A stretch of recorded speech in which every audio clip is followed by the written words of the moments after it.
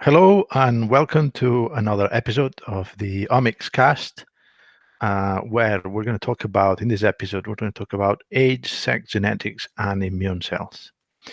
My name is Robert Vilella. For those of you who still don't follow me on Twitter, you can follow me at twitter.com/Robert Vilella. That's where I talk science.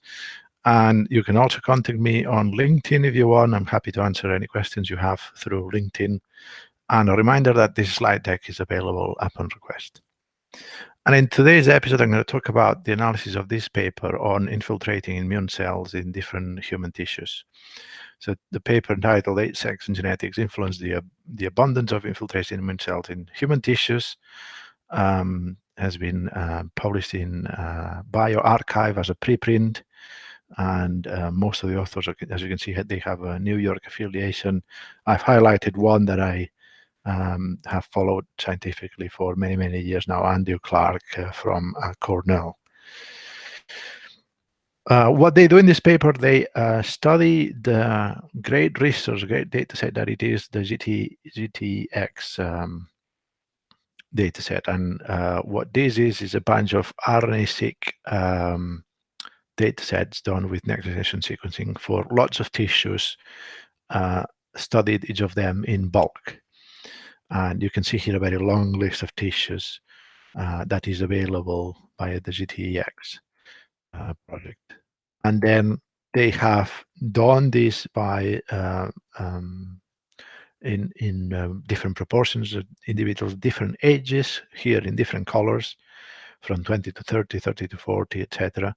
And as you can see, this means that based on age, and there's an equivalent of this for gender and other factors, you have plenty of samples to study for each of these tissues available in the GTEx project.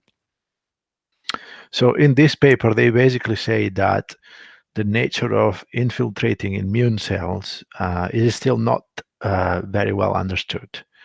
They don't know what factors affect these levels of infiltration, and that they use the GTEx tissues to study this and analyze it from different angles. And then the results of what they found is that either age or sex influence the infiltration-related phenotypes for about a third or a quarter of tissues. That 13 infiltration-related phenotypes have a genome-wide significant association, what they call I for infiltration or immune, QTL, and that they are very tissue-specific. So there's a genome component that affects or conditions if the infiltration of immune cells will happen at a high or a low level in each of the individuals. And then they also found an association as a highlight of neutrophil content in lung tissue associated with the single variant and single SNPs, a SNP that is near the CUX1 transcription factor gene. So this, put as an example, means that altogether in this abstract, age, sex, and genetics influence how the infiltration of immune cells happens in different individuals. So what they found overall is that there's a large variability between different individuals in a single tissue type. Healthy individuals have highly variable infiltration patterns, and there are genetic and non-genetic factors that change these infiltration patterns. So the fact that different individuals have a large variability, it could have come as a surprise to some people. Dissecting this into what causes those differences between individuals, then it comes down to genetic and non-genetic factors, but age and sex being two of them that they've studied in detail in this paper. So what are hot and cold tissues? The levels of infiltration of immune cells from high to low, they happen at different levels in different parts of our body. And in this plot, they highlight how lung is a hot tissue or predominantly hot tissue in terms of infiltration of immune cells. our bowels, our intestines, and some other parts here of our body, spleen and some arterial parts of our body. And some others are cold in the sense that we usually don't see much infiltration of immune cells. And then in this paper, they do this clustering analysis to look at the different tissues from the GTEx and sort of cluster them by hot or cold levels of immune infiltration. Hot in red, mid levels in yellow, white-ish, and cold in blue. And so you can see spleen here as being the root of this dendrogram, the outlier, the hottest of hot of them, and it is a tissue that's hot on B cells, naive B cells, memory, T cells of the type CD8, etc., etc. So you can see how there's an initial block of tissues here in this part of the cluster that are the outliers, starting with spleen, whole blood, lung, small intestine, etc. Testes also being one of them. So what we can see here is this effect of different tissues going from being hot in different of the immune cell types, and other tissues in the middle being mostly cold, other tissues being hot only in specific types. So you can see the overall results in this plot. On the right-hand side, we can see things like colon, transverse, hot in macrophages of type M2, prostate being hot in other few of them, etc. So different patterns for different tissues. If we sort of rank these tissues from hottest to coldest, or their levels of variation of such in different individuals, then we see spleen again as being one of the hottest ones, and lung becomes the hottest of all of them. Adipose tissue, the tibial nerves, more adipose tissues, arteries, etc. And so this end of the tail here is zooming of these 23 tissues that they consider significant in this analysis.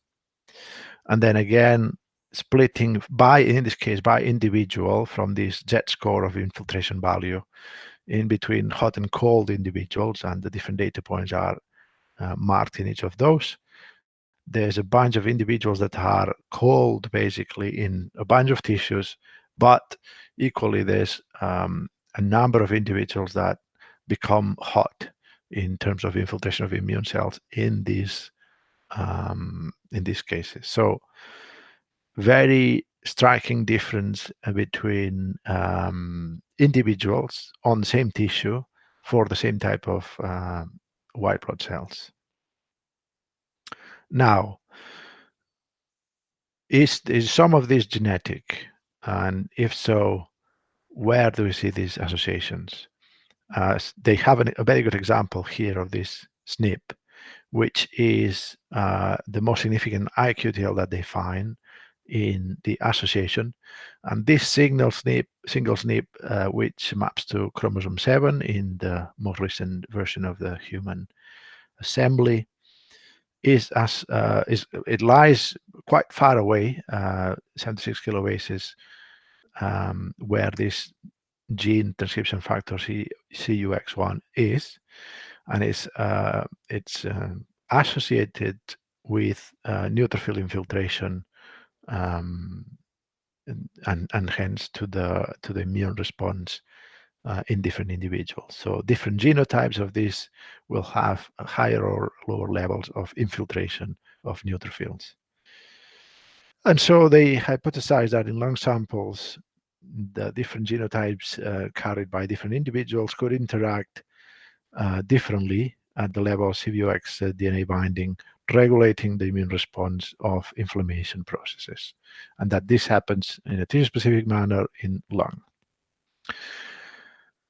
So, as we saw in the description below, different genotypes of this SNP have different levels of neutrophil infiltration, from the GG to the CC to the one in between. And age, as one of the non-genetic factors, is highly correlated with infiltration of CD4 plus T cells in this specific tissue, which is artery tibial tissue. And as you can see, as we grow older, we have more and more immune response in the arteries of our tibial artery tissue. So are these GWASs found in every single tissue? The answer is no, or not to the same extent. But if we look at the top end of these associations, then the majority of them have more EQTLs than expected, shown in red here. And the top one is spleen. So spleen shows up again here, that certain genotypes, certain alleles that people carry in their genome will influence the high or low immune response of macrophages in spleen. And so as well with heart, arterial appendage, artery coronae, adipose tissues, esophagus, etc. And we can see from this, I just turned this 90 degrees for better reading. In this top end of the tissues that have the highest number of significant associations, most of them have more than you would expect. So in conclusion, the immune system is one of the most complicated and variable in humans, and it affects a multitude of diseases.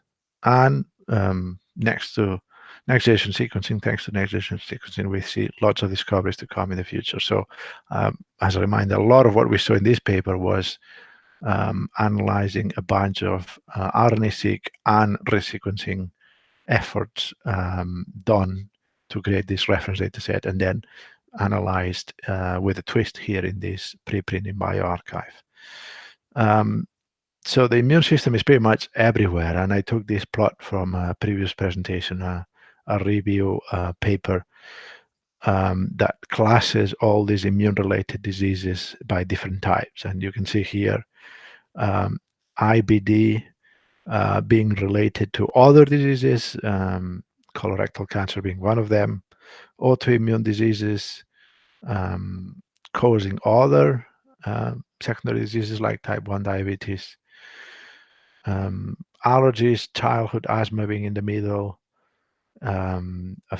linked to lung cancer, respiratory infections in the infection part, also linked to other diseases like atherosclerosis, schizophrenia, this end, psoriasis or autoimmune inflammatory related, linked to obesity, skin cancer, etc. So the immune system being so complicated and so useful for us, and all the organisms that have a complex immune system, on the other side, it can go wrong. It can go wrong in so many ways that it affects a multitude of other diseases, as you can see here.